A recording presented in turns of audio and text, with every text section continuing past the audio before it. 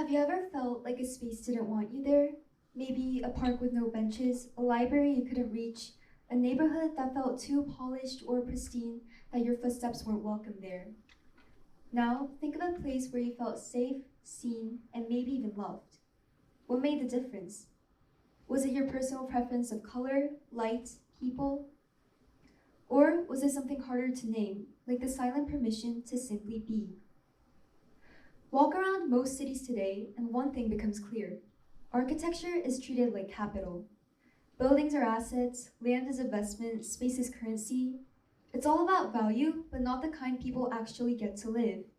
Not emotional value, not social value, and not the quiet moments of belonging that space can create.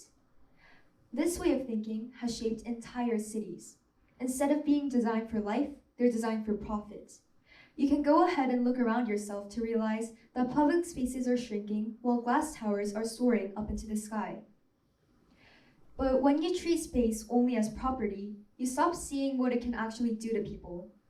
We don't notice how a narrow sidewalk forces us to look down and not at each other, or how a bench with no backrest tells you not to stay for too long, or how a building with reflective glass hides what's inside, making the street feel so cold and so untouchable. Most of the times, we don't talk about these things. The reason for this ignorant situation is because these concepts aren't as visible, so therefore seem small.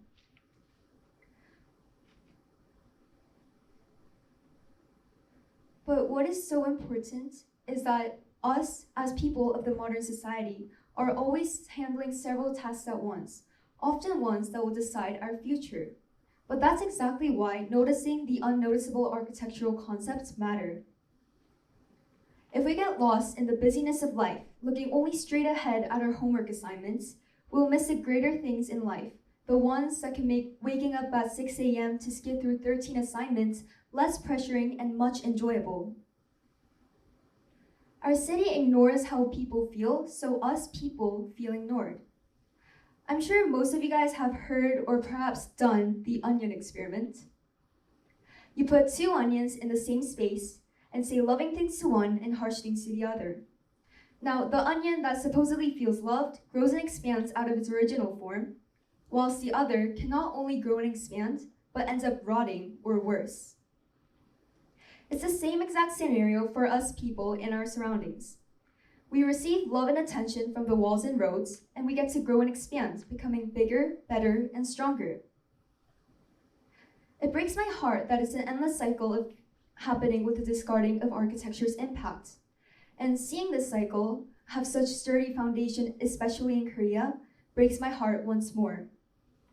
For instance, our regulations and law for architecture limits the potential of change we have from the very start.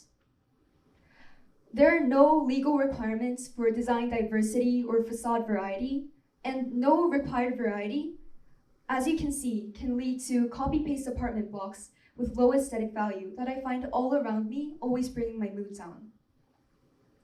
Also, the Building Act of Korea requires that buildings stand apart by a specific proportion of its own height. 0.5 times of a building's height. It is intended for sunlight and fire safety, but to be honest, we've all had that experience where we had to go through smelly gaps just to get through. It's a definite minus for our lives, so why not change it? The most prominent parts of a European architecture are the terraced houses. You'll notice the houses placed like a row without any discarding of space. Now, don't get me wrong, it's not about which is superior. It's just our current situation has deep roots that reach the 1960s. While European architecture had enough time for consideration, Korea's architecture had a rapid, crazy boost, and we had to throw bricks everywhere, one on each hand. But now that we have made a stable fortress of piles of bricks, it's time to pull some bricks out and start a better, newer foundation.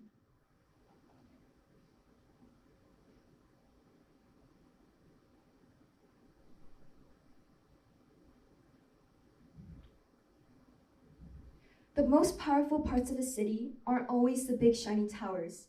Sometimes it's a patch of sunlight in the hallway or a place to sit where you don't feel like you're in the way. Utilizing architecture to the fullest shouldn't mean getting the most money out of it, and it shouldn't mean getting the biggest architectural prize out of it either. When you get the most happiness out of society using inclusion and interaction, that's when you can say the architecture was used right and well. In Asian architecture history, there have been countless amounts of great architecture still remaining or not. Now, give me a name of a famous architect, anyone from any time. I'm not sure if you guys just don't know many architects, but here's a fun fact. Unlike modern society or the Western society of the past, Asian architecture was most time anonymous, where they solely focused on the architecture's true impact itself. They focused on serving and honoring the community it was built for.